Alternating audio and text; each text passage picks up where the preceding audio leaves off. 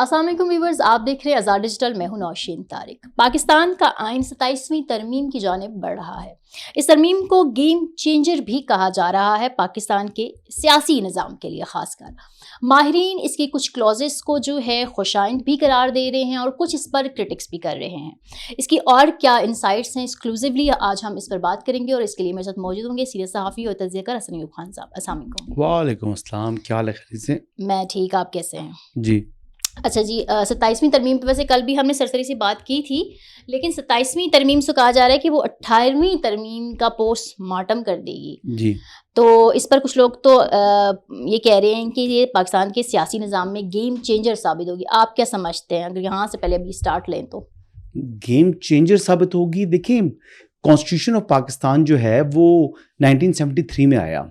اب اس کے بعد اگر آپ دیکھیں تو اس میں مختلف ترامیم ہوئی اور 26ویں ترمیم ہم نے وٹنس کی۔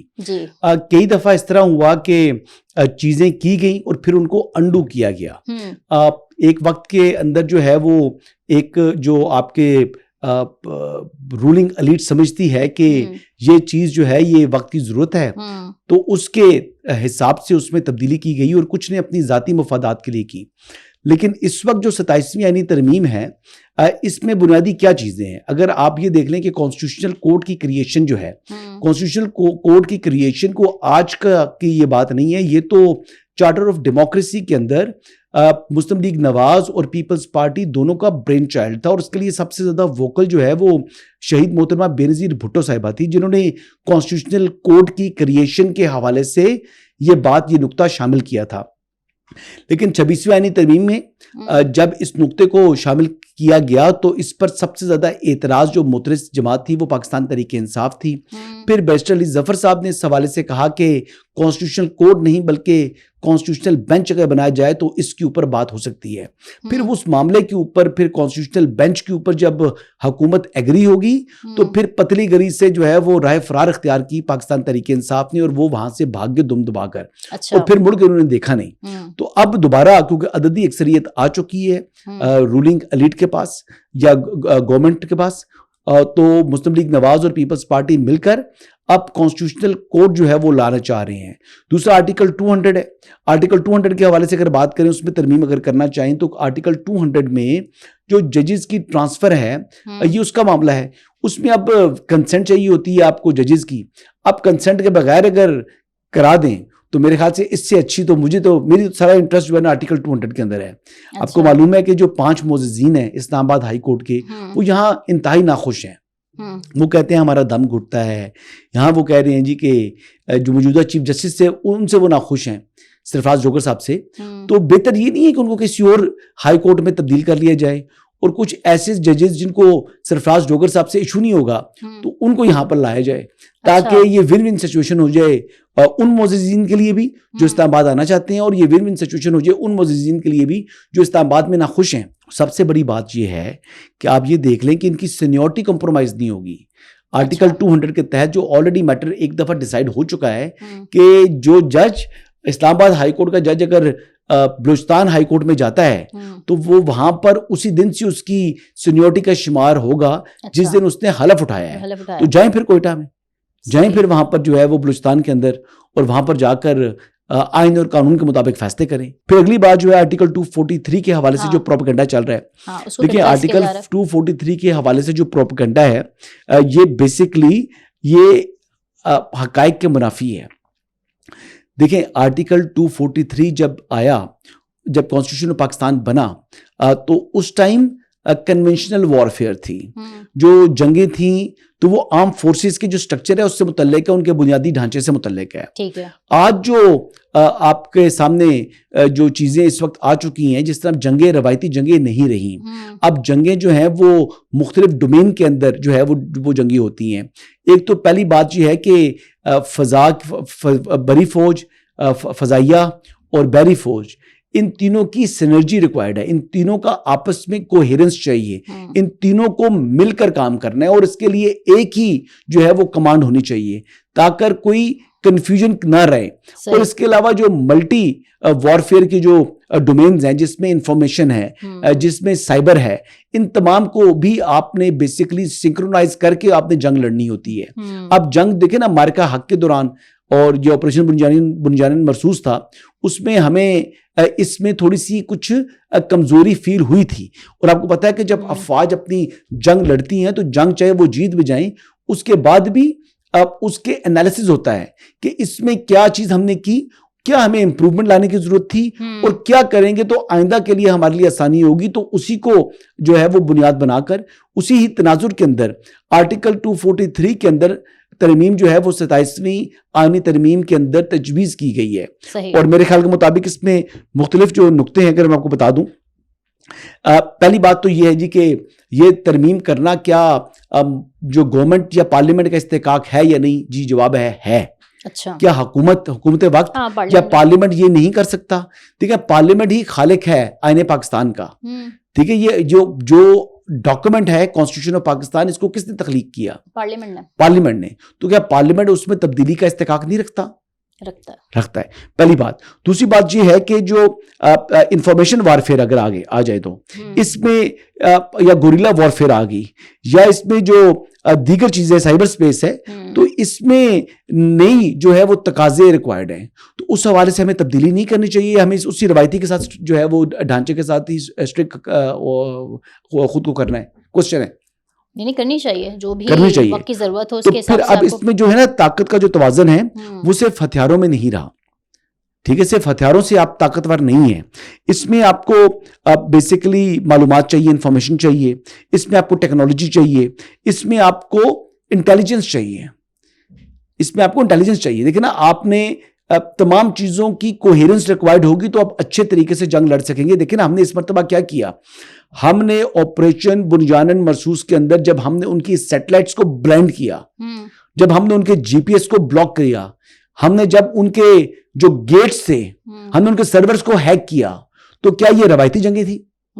نہیں جنگیں تھی نا. تو پھر اس کے لیے ہمیں ایک بیسیکلی سینرجی ریکوائرڈ ہے امنگ آل دیز آرم فورسز, اور اسی کے لیے ہمیں یہ ریکوائرڈ ہے کہ ہم 27ویں آئینی ترمیم لائیں, آرٹیکل 243 کے اندر جو ہے ترمیم کریں, تاکہ ہم روایتی اسٹرکچرل جو آف آرم فورسز ہیں اس سے جو نیڈ آف دی آور ہے, جو وقت کی ضرورت ہے, ہم اس کے تقاضوں کو پورا کر سکیں. اوکے ٹھیک ہے. اچھا, یہ جو این ایف سی پہ بات کی جا رہی ہے, این ایف سی جو ہے پیپلز پارٹی کے زمانے میں انٹروڈیوس کروائی گئی, اور ہم نے دیکھا کہ اس پر جو ہے پیپلز پارٹی نے کافی دفعہ وہ کہا کہ اس پر حملہ آور ہونے کی کوشش ہے صوبوں کے حق پہ, اور یہ وہ. اب اس سچویشن میں کیا پیپلز پارٹی نون لیگ کا ساتھ دے گی جو آلریڈی 27ویں ترمیم کو جو ہے کہ اس میں فیور میں ہے, یا یہ ایک خلیج ہوگی دونوں پارٹیز کے درمیان؟ کون سی خلیج, کیسی خلیج, کس بات پر؟ 27ویں ترمیم کے حوالے سے کیا پرابلم کیا ہونا ہے, کس ایشو کے اوپر؟ این ایف سی کیوں صوبوں کا جو یہ ہے نا این ایف سی ایوارڈ, اس پہ. اچھا, میرے خیال کے مطابق یہ این ایف سی کے اوپر پچھلے 3 ماہ سے جو محسن نقوی صاحب ہیں انہوں نے کام کیا ہوا ہے. کنہوں نے کام کیا ہوا ہے؟ محسن نقوی صاحب نے. محسن نقوی صاحب کو زرداری صاحب کیا کہتے ہیں؟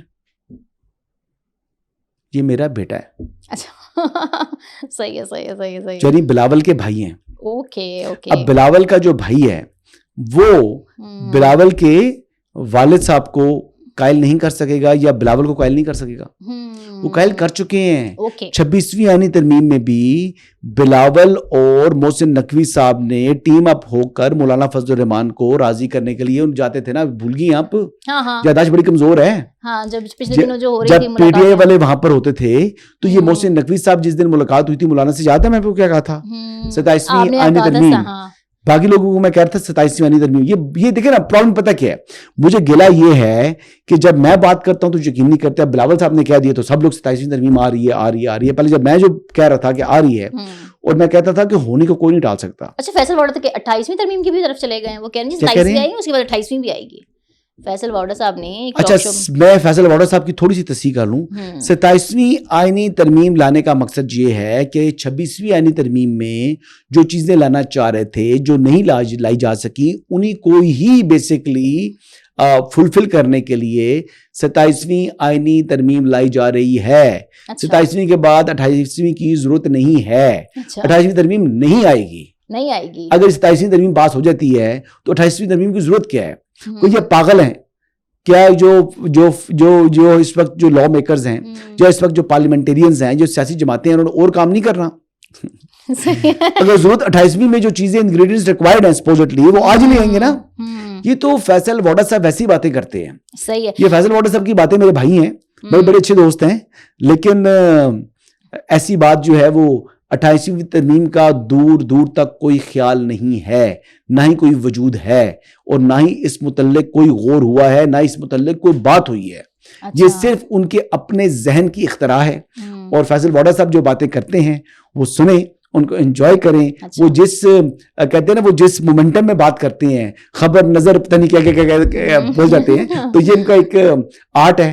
وہ آرٹ میرے پاس نہیں ہے, وہ فیصل واڈا صاحب کے پاس ہے. سننے کو ان کی باتیں بہت اچھی لگتی ہیں, لیکن حقیقت کا اس سے دور دور تک کوئی تعلق نہیں ہوتا. اچھا, کچھ ماہرین کہہ رہے ہیں کہ ایجوکیشن اور پاپولیشن پلاننگ وغیرہ کا معاملہ فیڈرل کے پاس چلا جائے گا, جس کو بہت سے لوگ تنقید بھی کر رہے ہیں کہ یہ لوکل سطح پر ہونا چاہیے, نچلے لیول پہ ہونا چاہیے. ایک تو اس چیز کا بھی میں آپ سے جواب جاننا چاہوں گی. دوسرا یہ کہ اس ترمیم کے بعد کیا اس چیز کے امکانات ہوں گے کہ نچلی سطح پر اختیار منتقل ہوں, مقامی حکومتیں وہ ہوں, اور کوئی نئے انتظامی یونٹس بن سکتے ہیں؟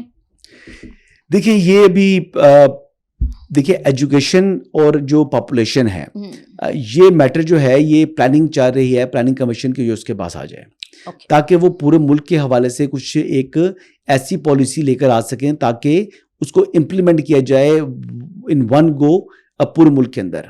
یہ بیسیکلی مین اس کا آبجیکٹو یہ ہے. دوسرا, اس وقت فرق بڑا آ چکا ہے. پنجاب میں اگر سرکاری اسکولوں کو دیکھ لیں اور کے پی میں دیکھ لیں تو زمین آسمان کا فرق ہے. پنجاب کے اسکول بہت زیادہ اپ گریڈ ہو چکی ہیں. جو پنجاب کا سلیبس بہت امپرووڈ ہے. پنجاب اوور آل ایجوکیشن میں خاصا ایڈوانس ہو چکا ہے. اب کے پی یا سندھ اس لیول کے اوپر نہیں پہنچ سکے. سندھ تو بہت پیچھے ہے. سندھ بھی پیچھے ہے. سندھ میں ہاں جی, اور وہ جو ٹیچرز وغیرہ ہیں وہ بھی جو ہے وہ خالی تنخواہیں لے رہے ہیں. تو اس لحاظ سے میرے خیال سے اگر ایجوکیشن وفاق کے پاس آ جائے تو اس سے کم از کم جو ہے وہ ایک ہی یعنی لیول کے اوپر تمام ایجوکیشنل جو انسٹیٹیوشنز ہیں, سکولز ہیں, ان کو لایا جا سکتا ہے. لیکن کیا یہ ممکن ہوگا؟ مجھے اس کے راستے میں خاصی رکاوٹیں دکھائی دے رہی ہیں. اچھا, آپ کو خاصی. اور یہ انتظامی یونٹس بنانے کی جو باتیں ہیں, مجھے نہیں لگتا صوبے نئے بنیں گے, لیکن کیا انتظامی یونٹس بن سکیں گے؟